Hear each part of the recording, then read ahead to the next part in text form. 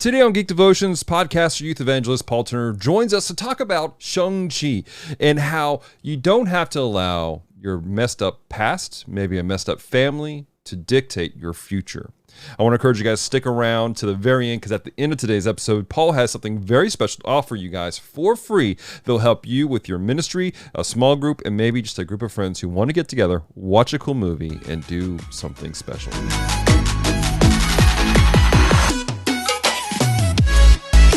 Hello, devoted geeks. Welcome to Geek Devotions, the show for devoted geeks, devoted to letting you know that you are loved. My name is Paul from thediscipleproject.net, and I'm so glad to be with you. And I want to ask you a question. Do you think superheroes have it easy with their families?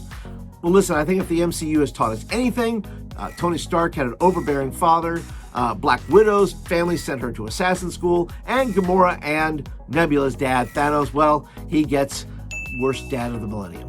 Let's face it, we all have family issues, well, because humans. Overcoming the past and family issues are a running theme in superhero movies because they're so relatable. The new Marvel movie, Shang-Chi and the Legend of the Ten Rings, is all about family. It's all about Shang-Chi, who moves to San Francisco to kind of blend in, kind of forget about his past, the fact that his father, Wenwu, was training him to be an assassin. He doesn't want a part of that world. He just wants to be normal. So he goes about his business, hides behind all that charisma, and denies there's any greater purpose for him in the world. Shang-Chi is neglecting to be our hero and hiding in the shadows. Does that sound familiar? Does that sound familiar to you? Are you somebody like that who maybe God's put something really cool in your heart, but you're afraid to step out of it because you have a messed up past or a messed up family? This reminds me of a man in the Bible named Gideon. Gideon was hiding in a wine press when God showed up one day and called him out and says, "Hey, brave warrior, mighty man of God, come out here. I need you to do something for me." And listen, Gideon's like, "Who are you talking to? You don't know me. If you knew me, you wouldn't certainly call me to do something heroic. Listen, my tribe is the least of all the tribes, and I am the least in my tribe." And you know what? Gideon just didn't know this from out of nowhere. He had probably been told that by somebody, maybe his parents, maybe his relatives. He got that into his head that he was the least of all.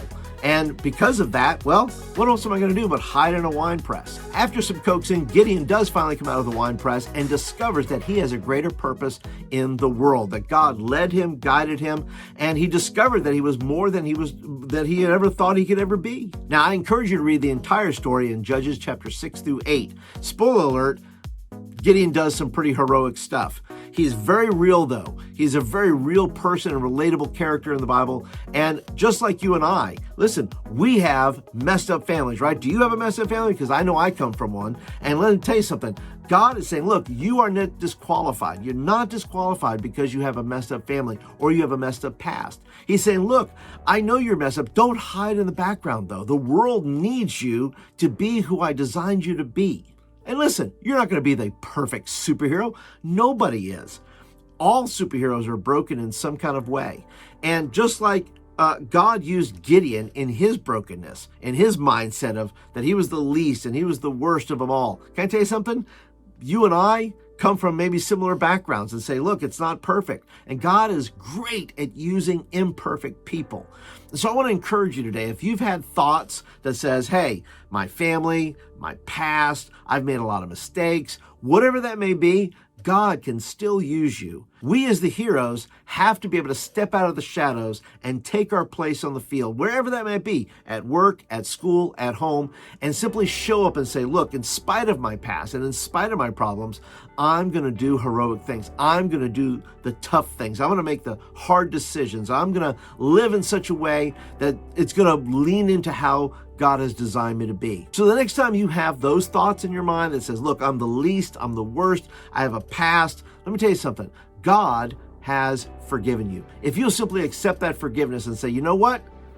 I'm going to take God up on his offer and I'm going to step out of the shadows, be forgiven, accept that forgiveness, and then live my life according to my design. Let me tell you something.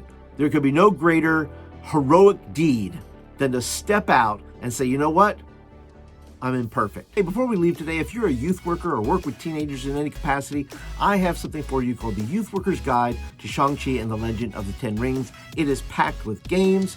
It has a special message in it. It has some design ideas. It's just packed with a whole bunch of goodies that you can have a fun night with your group with them. So I hope that you will be interested in that. If you are, there'll be a link down in the description below where you can sign up for my newsletter and you will get that 100% free. So here's a question for you. Which superhero with a troubled family do you most relate to? Leave me a comment down below. I would love to hear from you. And that's it for today, guys. Stay devoted. Peace and love.